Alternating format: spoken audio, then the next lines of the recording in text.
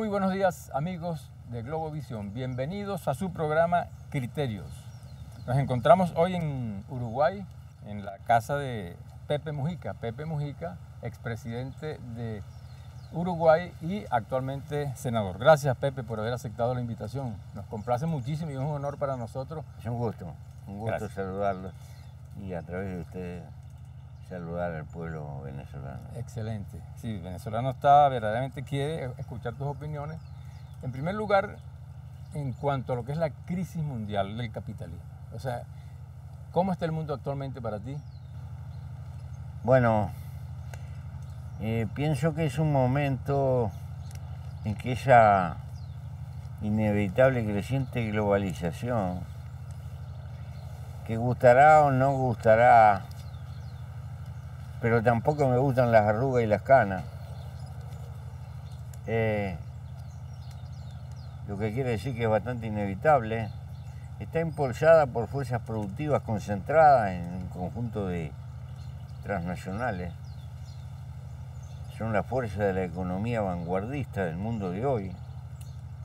Tienden a querer conformar un mundo donde los países tienden a perder cuotas de soberanía por un conjunto de acuerdos de carácter internacional que les dan garantía al funcionamiento en distintos países.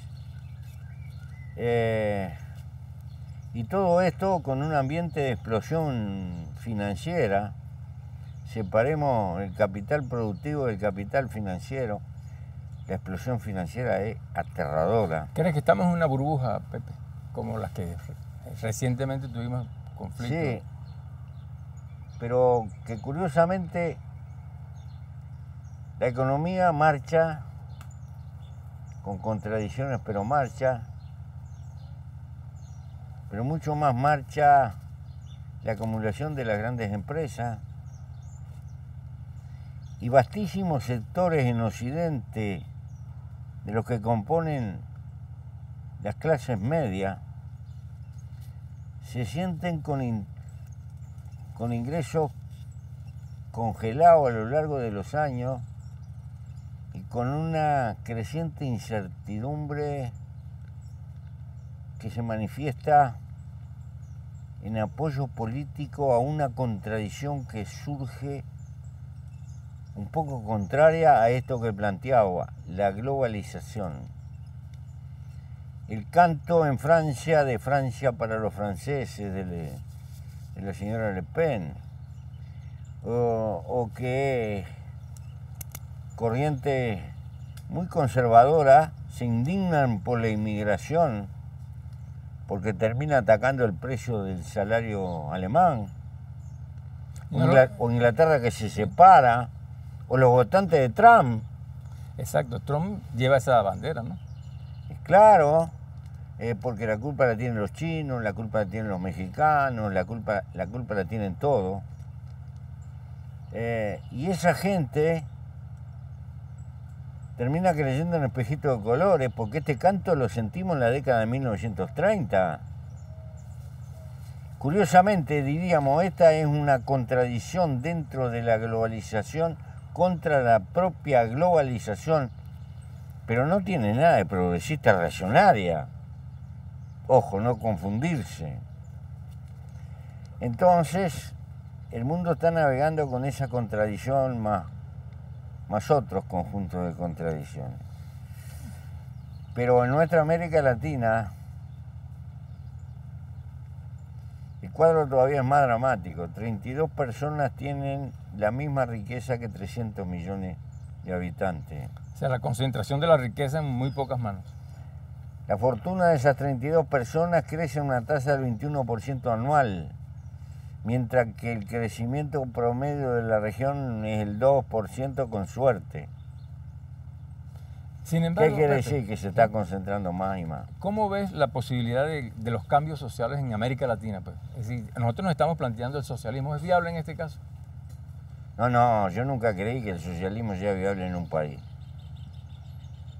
Esto lo discutí con todo. Porque el mundo estaba muy interconectado. Se pueden crear políticas a favor Pero el socialismo supone, en mi concepción, y que perdonen, tengo que ser sincero, no creo que se pueda en sociedades subdesarrolladas, sin un aumento considerable de la riqueza y de los bienes públicos, que significa desarrollo, y sobre todo con una masificación de la enseñanza terciaria.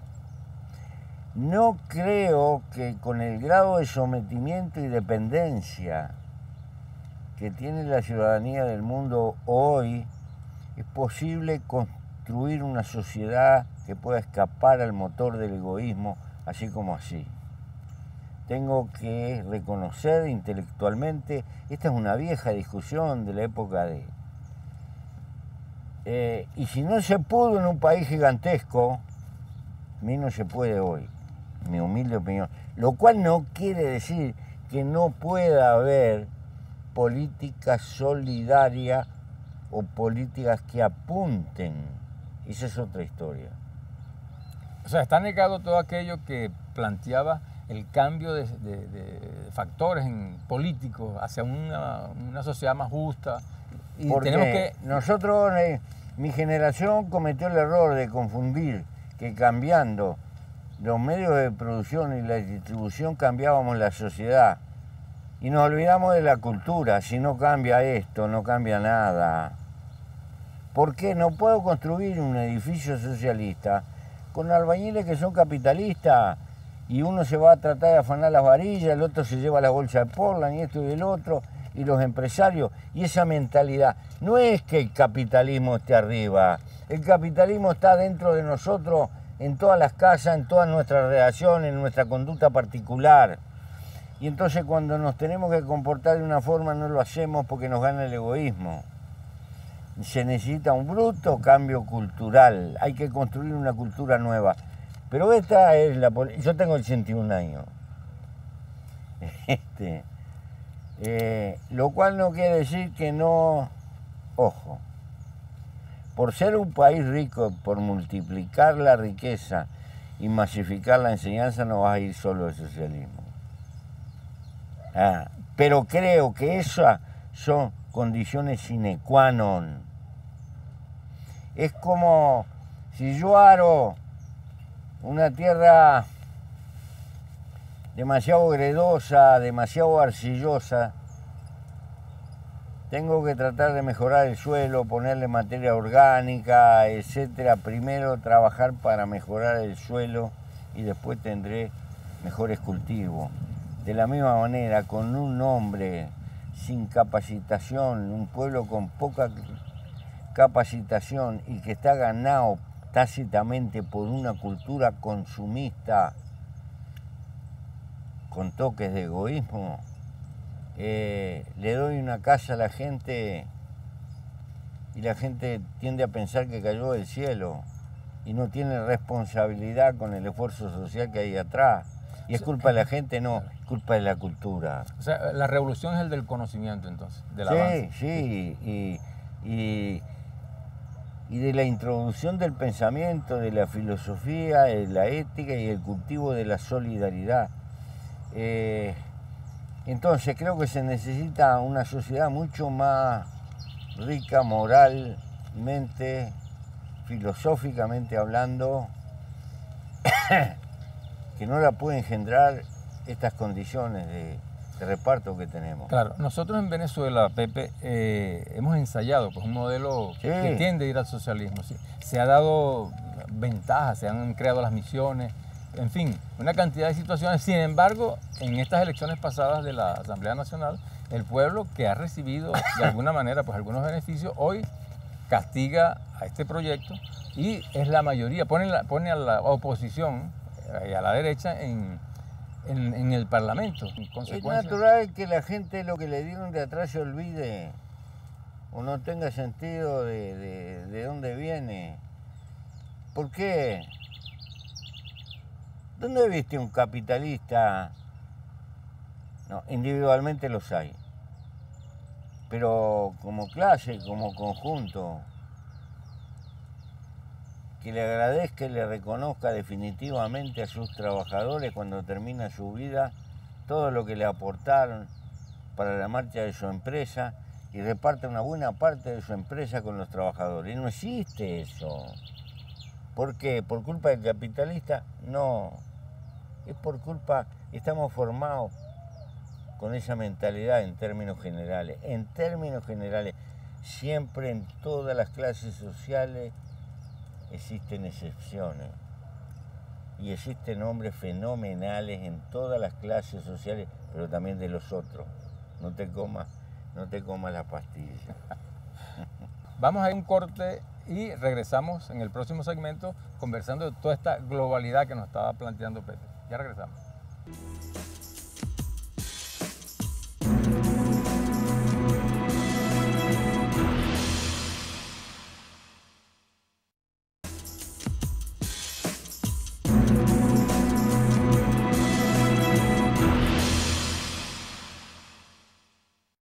De regreso a su programa Criterios, hoy estamos con el Pepe Mujica, ex presidente de la República de Uruguay y actualmente senador. Pepe, tú nos estabas dando una semblanza del mundo con relación a Y es lo que pienso y puedo estar equivocado. Sí, la verdad no es absoluta, ¿no? No. Ahora, sin embargo, fíjate, Pepe, en América Latina se han logrado varios avances importantes, ¿no? Sí, señor, en la economía y en el reparto. Y en el reparto, bueno, pero en este momento parece que viniera de regreso esa propuesta porque Macri tiene un concepto distinto, ¿no? Temer en Brasil, en general, pues todos los cambios que se han dado más a favor del capital. Primero, nada de andar lloriqueando, porque estuvimos tapados de dictadura y no podíamos decir ni hay. Entonces, no lloriquemos tanto. Segundo, si no se logró más, porque algunos errores habremos cometido. A la gente no se la gana solo con repartiendo. Hay que además que convencerla. Y para convencerla, no hay que dejarse llevar por ese fantasma de protocolo que ha tragado a la República. Creo que los gobernantes progresistas tienen que vivir como vive la mayoría de su pueblo, no como vive la minoría. Y vivir como la mayoría es ser republicano, vivir a la altura del común de la gente. Tienen que cuidar eso. Porque la política no es una profesión, es una devoción. No se vive de la política, se vive para. Y no se vive para ganar plata, y que le guste mucho la plata, que vaya a la actividad privada, al comercio, a la industria, que se rompa el alma y que pague impuestos. Y haga plata y apláudalo. Pero en la política no es que en la política no haya interés. En la política, cuando te eligen para representar, tendrías que pagar. Porque es una cuestión de honor, de dignidad. Eso no es una cuestión de precio. Pero los que no se acostumbren a vivir con sentido republicano, las repúblicas establecieron que los hombres éramos básicamente iguales. Y si somos iguales, ¿por qué tenemos que vivir como la minoría y no vivir como la mayoría? Primer error. Predicar con el ejemplo. Sí, señor, primer error. Es fundamental que la gente tenga confianza y la alta política tiene que cultivar el ser y parecerlo. Y ser como es la inmensa mayoría de nuestra gente. Y no como es la minoría. Ahora, si es pura alfombra roja, si Oropel, si es una corte, si es... se desvían nos divorciamos la gente. Pepe, dentro de todo este proceso que ha habido en América Latina, que estuvo Chávez presente. Sí. ¿Cómo percibes tú el esfuerzo que hizo Chávez con relación a los cambios sociales? Chávez el esfuerzo más grande en la lucha por integración y por contribuir a crear un ser sudamericano. Desgraciadamente, la batalla es épica y muy larga y la vida le jugó una trampa en un momento crucial. Nunca vi un gobierno con tanta generosidad, poniendo todo lo que tenía atrás de lo que pensaba. Pero Chávez era una figura excepcional, de esos, como esos árboles grandes, ¿viste? Imposible de sustituir cuando se van. Fenómenos que aparecen muy por ahí. En la historia, ¿no? Sí, sí. Son productos de circunstancias y bueno, y encarnan una época. De todas maneras, todos los hombres importantes en el mundo siempre en algún momento fueron derrotados. Bolívar, por ejemplo. Todos. Pero hizo la independencia. Gente de vanguardia que lucha, que muchas veces no es comprendida en el contexto de su tiempo y de su época. Pero así avanza el ser humano. Y avanza 2, 3 escalones y vuelve a perder 1 o 2 de los que conquistó y vuelve a arrancar y así. No es un progreso rectilíneo, es un progreso así, pero es progreso. Hay que verlo entonces como proceso y, sí. no en particular el progreso. No es una foto de una película, claro, que tiene episodios infinitos. Por eso yo no veo lo que está pasando en América como derrota. Lo veo como etapa, porque nunca lo vi como triunfo. Es decir, nunca llegas a un triunfo que tocas el cielo con la mano y decís tenemos el mundo perfecto. Vas subiendo escalones en el contexto de las limitaciones de tu fuerza y del tiempo y de la época en que te toca vivir. A eso no puedes escapar. El hombre más rico de la época de las pirámides no podía tener una heladera porque no había, pero podía mover 500.000 de personas para construir una pirámide. Bueno, ¿por qué? Porque cada época tiene sus posibilidades. Entonces, en ese contexto nosotros tenemos que ver las cosas, pero cuando perdemos humildad nos creemos que los triunfos son definitivos. Y eso tiene el pecado de creer que las derrotas son definitivos. No, no. Ni las victorias tampoco, ¿no? Ni las victorias son apenas paso. Y lo que más vale es tener la paciencia y el coraje de volver a empezar. Pepe, hablábamos de esa vocación que tuvo el presidente Chávez de la integración latinoamericana. ¿Cómo ves ese proceso actualmente? Lo que pasa es que Chávez tenía una mentalidad geopolítica y si bien tenía un sueño socializante, se daba cuenta de las dificultades por problemas de escala, por la dependencia tecnológica, por la necesidad de tener mucha investigación, mucha inteligencia. Y entonces se daba cuenta que la integración es condición sine qua non para los latinoamericanos, para 2 cosas, para hacer algo en el mundo y tener cierto peso.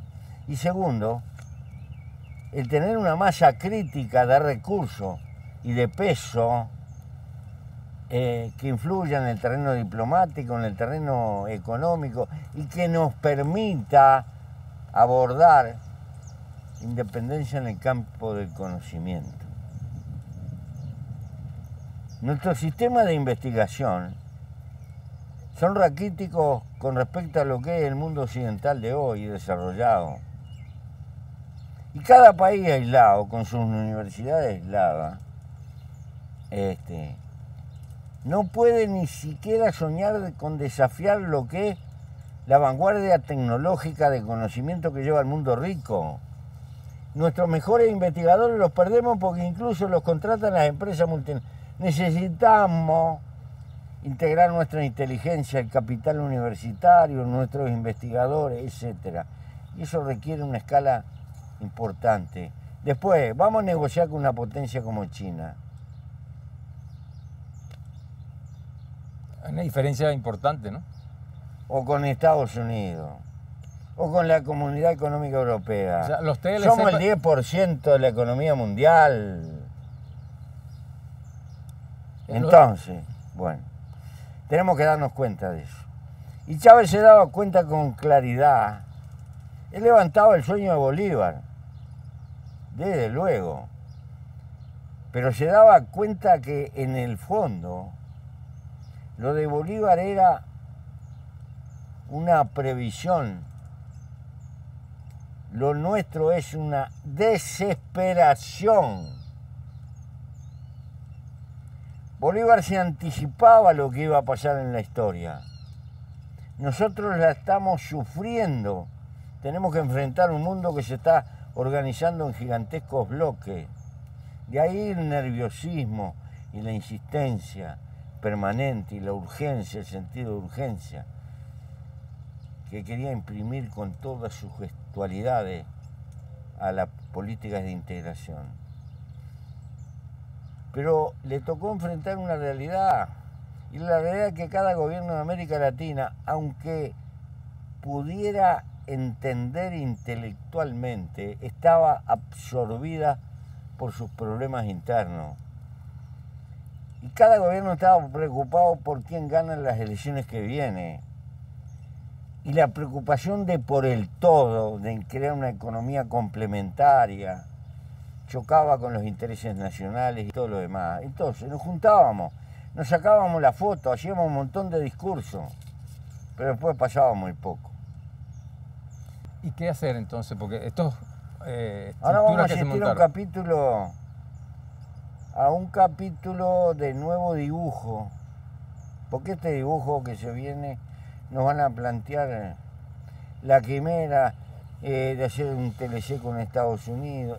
Yo la palabra TLC a esta altura la prohibiría,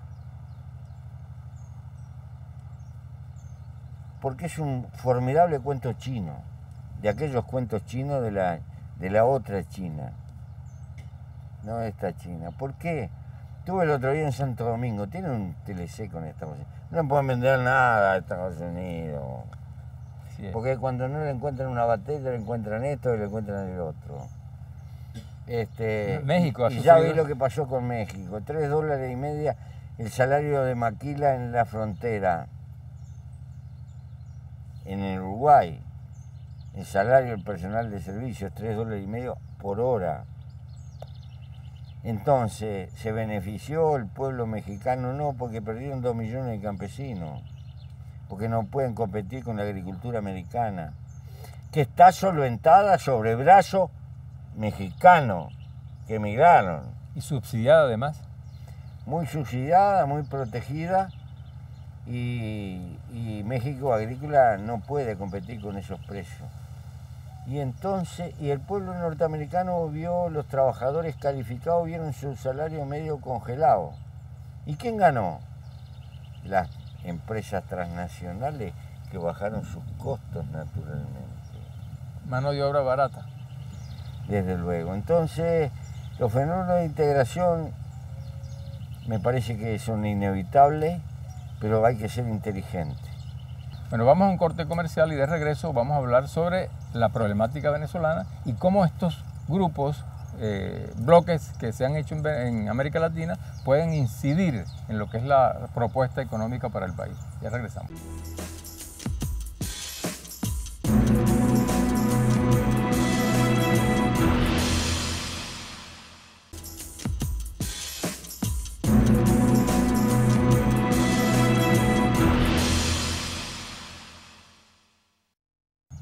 De regreso a su programa Criterios, estamos con Pepe Mujica, expresidente de la República de Uruguay y actualmente senador. Pepe, en Venezuela estamos confrontando una crisis verdaderamente difícil de la cuestión de la economía que nos ha golpeado muchísimo.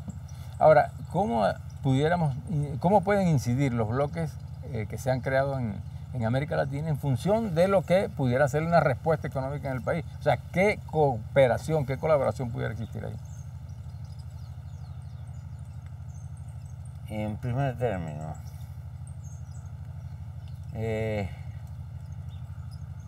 nunca es voluntad mío decir lo que tienen que hacer en otro lado. Pero es también una preocupación y un desafío intelectual. Le tengo mucho cariño al pueblo venezolano porque son cientos, tal vez miles los compatriotas que en años de dictadura recalaron en Venezuela y al fin y al cabo encontraron techo, comida y oportunidad de poder vivir. Yo soy como el burro, nunca me olvido dónde como.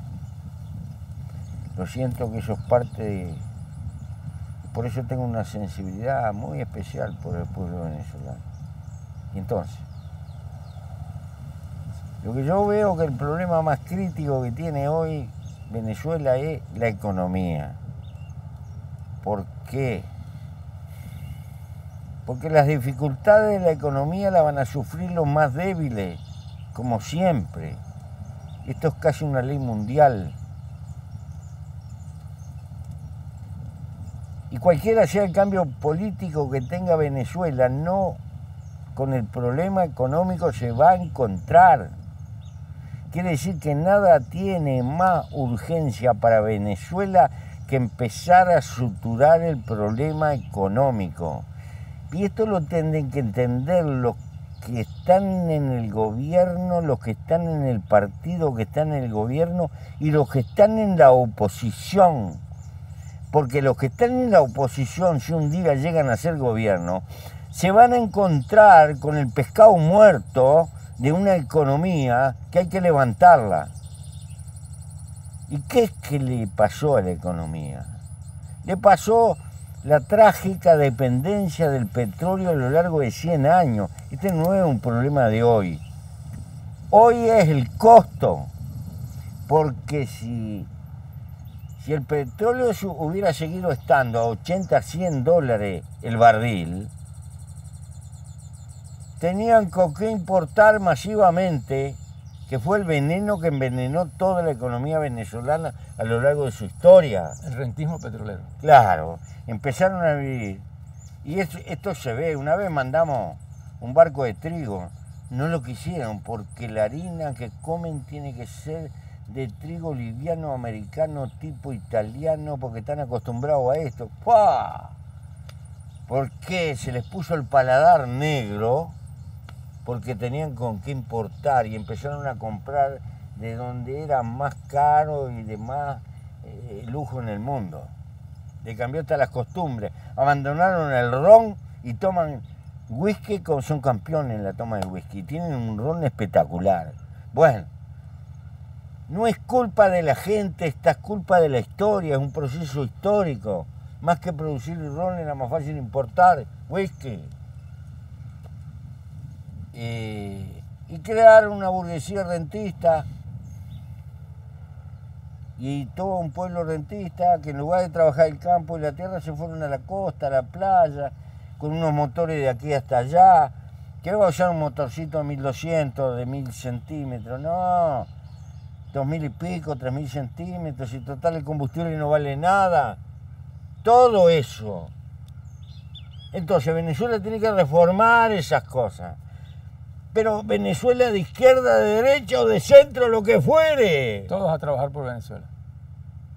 Necesitan un acuerdo político por la economía y tienen que sacarse el casco todo.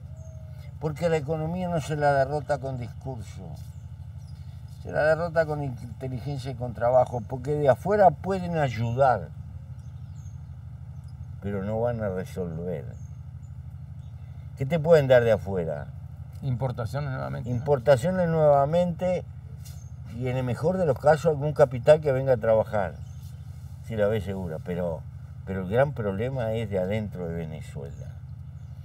Por eso,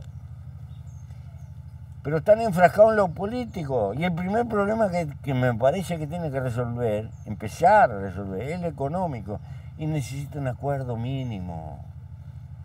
Hay que llamar a economistas de la oposición y negociar con el gobierno y sacarse la oposición y el gobierno sacarse el casco. Hay que negociar porque no es viable un país que esté medio país en contra del medio país enfrentado y nada más que haciendo manifestaciones y discursos. Hay que trabajar, loco.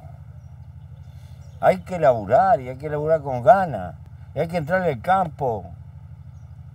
Y hay que abrir, y el campo que no se puede atender ahí,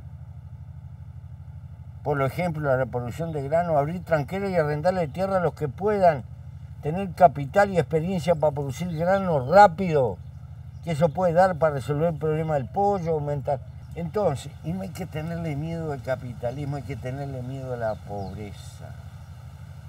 No se puede hacer socialismo cuando vos tenés que andar repartiendo los litros de aceite y tenés que andar repartiendo. El socialismo tiene que ser hijo de la abundancia, no de la escasez. ¿Tú ves posible, claro, en este caso, la relación con los empresarios privados y el gobierno? Sí, eso no quiere decir que la gente abdique de nada. Hay que tirar del carro y hay que poner y hay que tener voluntad de darle garantía que tiren del carro. A ver,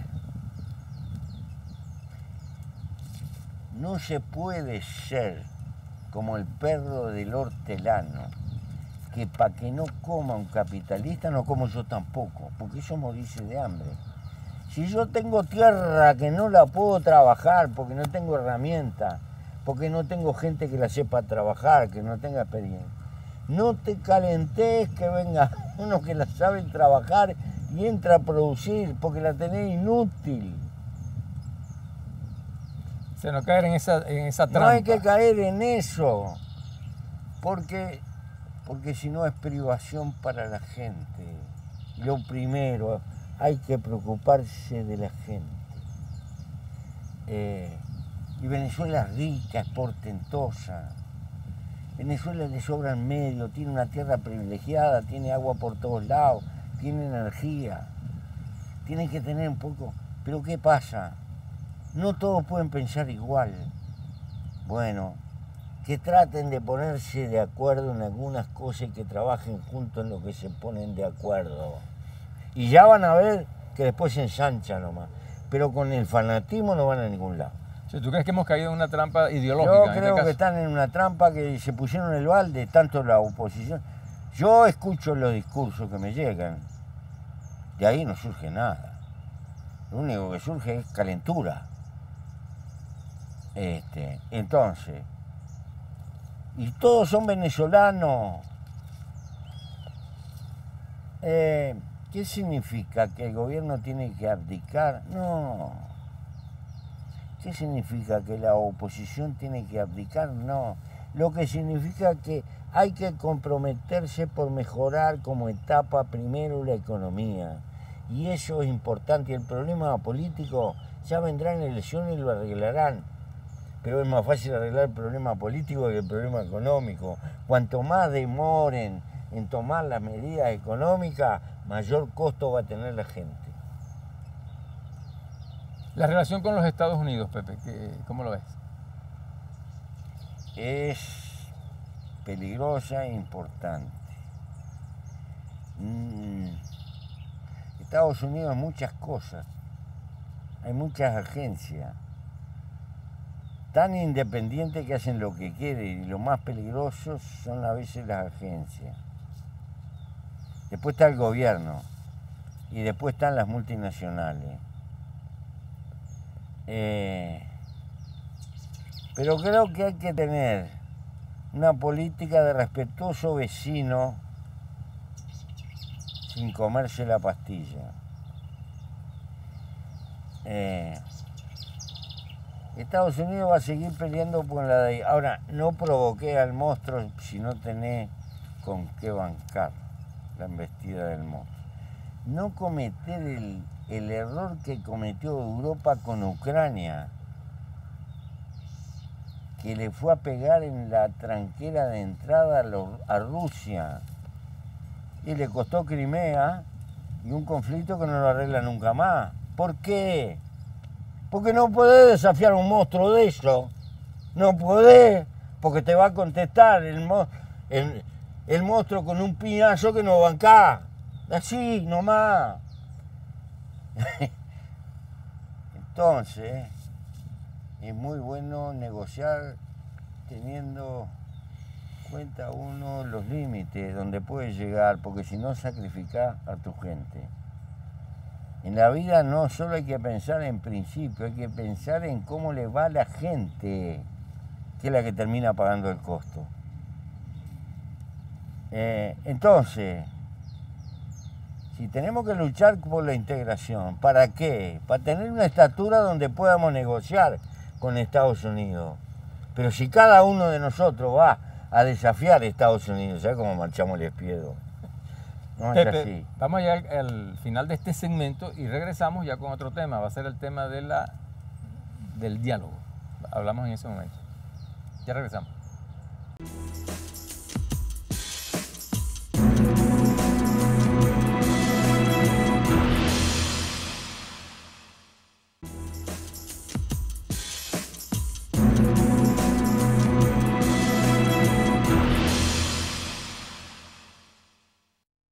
De regreso a su programa Criterios, estamos con el expresidente de la República de Uruguay, Pepe Mujica. En este momento en Venezuela tenemos una situación en la cual necesitamos encontrarnos el diálogo pues, entre la gente para poder darle respuesta a toda esta problemática que tenemos terrible.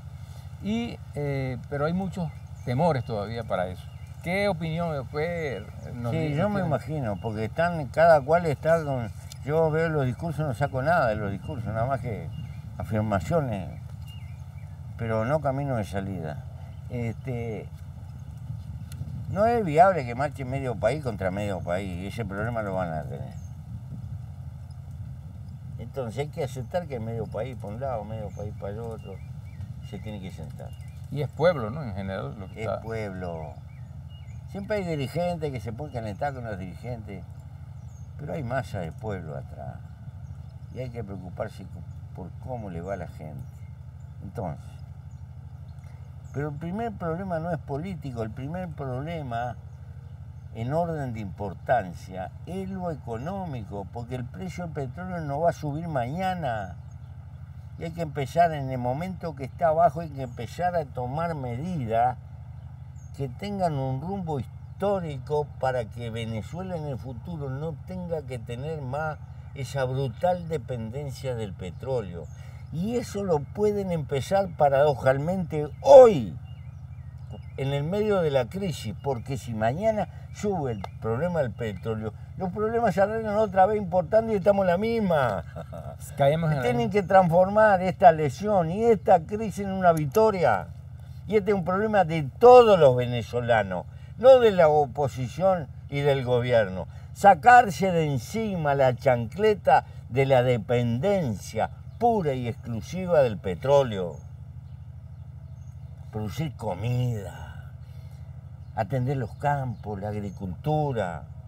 Eso es fundamental. Producir grano para producir pollo, etc. Bueno.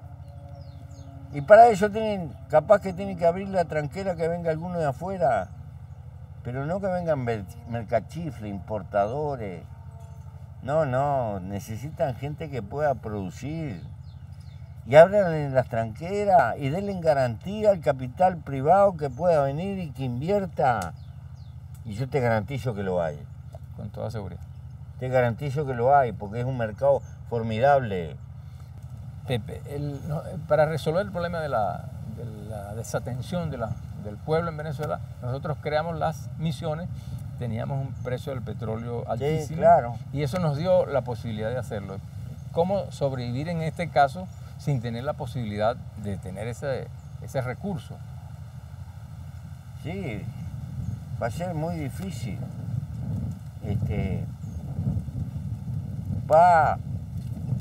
Ahora, si ganás confianza con tu política, puede ser que consigas un nivel de amortiguación que te ayude más. Si radicalizás todo el mundo contra vos, va a ser difícil que te tiendan una mano. Claro que la mano que te van a atender te la van a cobrar más adelante. En este mundo no existe la generosidad. Intereses. Pero se puede. Pero creo que se puede. Pero esto es parte del diálogo. Y esto es parte del papel que tiene que cumplir un poco la oposición. Yo no sé por qué ese parlamento mayoritario no puede generar un equipo de 3, un comité de economistas que le dé confianza, que negocie con los economistas del gobierno. Sin importar la ideología. Sin importar la ideología y discutir todas estas medidas. Discutir las medidas que hay que ir tomando y lograr empezar a ponerse de acuerdo en algunas cosas. No creo que la gente pueda ser tan cerrada y el gobierno tiene que hacer gestualidades políticas de descomprimir la situación. Es decir, no lo tiene que hacer todo de golpe, tiene que hacerlo paulatinamente. Es decir, tender la mano para negociar y anunciar una política de cierta tolerancia. Descomprimir un poco la situación. Ni la oposición se va a desdibujar, ni se va a desdibujar el gobierno por eso. Pero si no, van a permanecer con los problemas estancados. Y suponete, yo pienso, me trato de poner en la cabeza de la oposición. Ah, sí, quieren ser gobierno. Está bien, es legítimo. Pero se van a encontrar con este pastel de la economía trancada. O sea que bueno, eso es igual para uno u otro, ¿no? Para uno u otro. Van a tener una fuerza armada que las van a mirar de lejos, los van a pastorear de lejos. Y van a tener la misma dependencia petrolera. En el mejor de los casos les va a llevar añade, en el mejor de los casos. Pero en ellos añade, los que estaban en el gobierno y pasan a la oposición, van a hacer su juego y ellos también se van a desgastar como se desgasta el gobierno hoy. El reflotar la economía es un problema de todos los venezolanos. No es un problema de los que están en el gobierno, es de todos los venezolanos. Porque yo tengo que pensar, siempre hay gente torcida, pero que se tiene que preocupar por la mayoría de la gente. Y además de afuera los queremos ayudar, si podemos, pero ayudar. ¿De qué manera? Pero para que te puedan ayudar de afuera, primero te tienes que ayudar tú a ti mismo. Porque si vienen de afuera y te dicen esto, y te dicen lo otro, y vos no le das pelota, porque estás encerrado en una cuadrícula que las cosas tienen que ser así, no puedes pretender que te ayuden de afuera. Tiene que haber Así que me parece que lo primero es empezar a ayudarse de adentro y eso va a multiplicar la ayuda de afuera. Sin duda. Bueno, para eso requiere sin duda que nos pongamos de acuerdo todos los venezolanos. Y en este momento pues tenemos esa... no pueden pretender ponerse de acuerdo hasta el juicio final. No. El ente tienen que ponerse de acuerdo en medidas económicas para aplicar hoy. Empezar a aplicar. Y en la medida que la van aplicando, ir discutiendo más cosas y agrandándola. Porque si se quiere...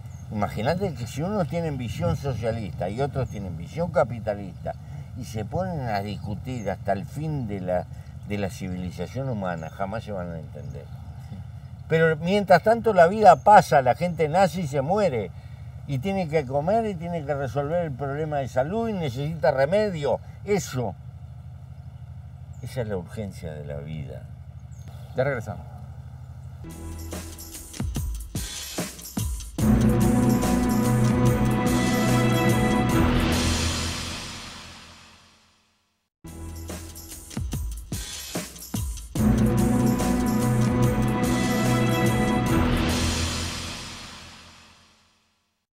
De regreso a su programa Criterio, ya en la parte final, esta entrevista con Pepe Mujica.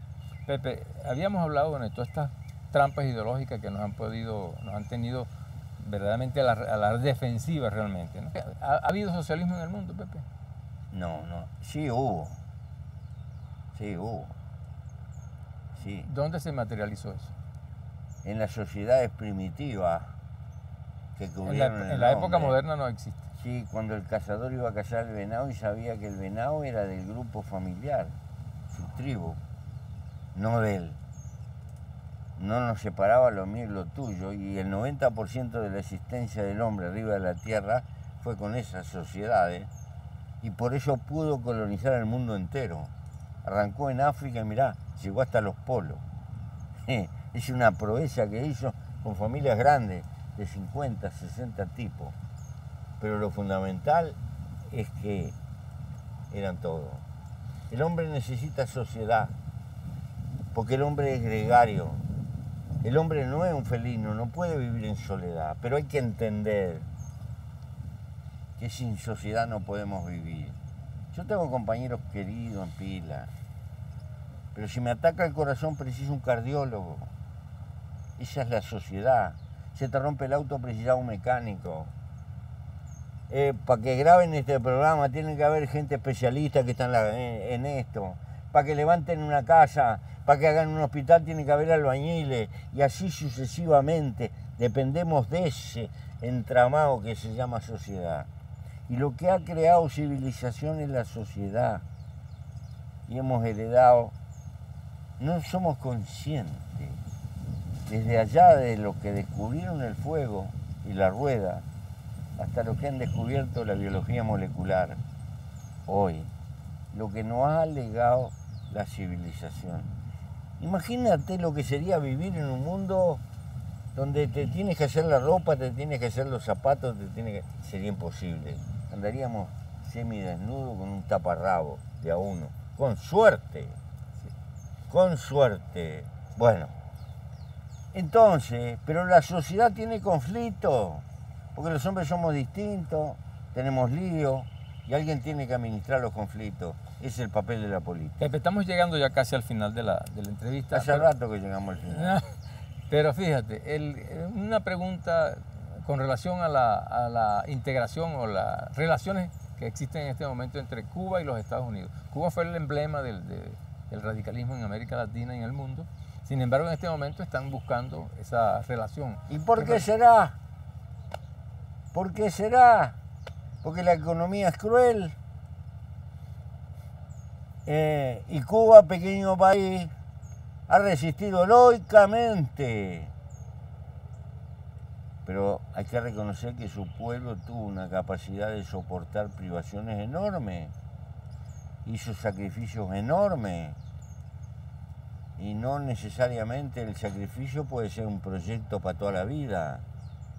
Entonces están intentando abrir una ventana para mejorar la relación económica, y me parece bien. ¿Qué le va a traer problemas? Porque de cajón van a venir turistas en pila a la isla y van a dejar plata y van a dejar también las otras cosas. Exactamente. Porque desgraciadamente la vida es así.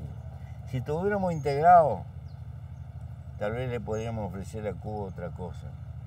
No tiene opción, otra opción. No tiene. Mira, Pepe, una reflexión final a nuestro pueblo en Venezuela. Cuiden lo que tienen, no tiren, no cometan el error de tirar el niño con el agua de la bañera. Discutan acaloradamente, pero eviten la violencia y hablen entre ustedes. El problema de Venezuela lo arregla el pueblo venezolano, todo, de un lado y del otro. Por favor, que no lo vengan a intentar arreglar de afuera, porque ya hemos visto que eso es lo peor. ¿Y las salidas de fuerza? ¿Eh? Las salidas de fuerza, por ejemplo, que puedan estar presentes. Por eso yo peleo por la autodeterminación de Venezuela y apuesto a que la oposición y el gobierno encuentren puntos mínimos de reforma económica. Hay que reformar la moneda, hay que reformar los precios, hay que dar cierto margen de seguridad en inversiones productivas y dejar que el capital pelee y ayude a multiplicar los panes. Porque no se puede repartir principios cuando la gente necesita soluciones materiales. Podemos ser optimistas entonces. Sí, Sí, porque tienen muchos recursos y tienen un pueblo hermoso. Muchísimas gracias, Pepe. La verdad que nos encantó la entrevista. Esta fue la entrevista que sostuvimos con el expresidente Pepe Mujica. Agradecemos infinitamente sus sabias palabras. Como pueblo latinoamericano liberador que promueve la justicia social, Venezuela ha estado desde principios de siglo inmersa en la construcción del sueño de unidad y la patria grande que inspirara a Bolívar. Sin embargo, debemos reconocer que en el plano económico nos ha faltado conocimiento y muchas veces experiencia. Creer que todo está perdido es un error, pero creer que habíamos triunfado absolutamente también lo fue. Nunca nos dijeron que el camino era sencillo y en medio de las dificultades, tiempo de fortalecernos. Comprender que para esta tarea debemos estar incluidos todas y todos los venezolanos es parte de la estrategia que nos permitirá superar los embates económicos y sentar las bases de un país sólido y fortalecido con la capacidad de seguir soñando y construyendo un aparato productivo estable que venza definitivamente el rentismo petrolero para innovar y reinventarnos. Es tiempo para el entendimiento, la tolerancia, los acuerdos, el diálogo y la paz. Hemos llegado al final de su programa Criterios. Los esperamos el próximo domingo a las 10 de la mañana. Tengan todos una feliz noche.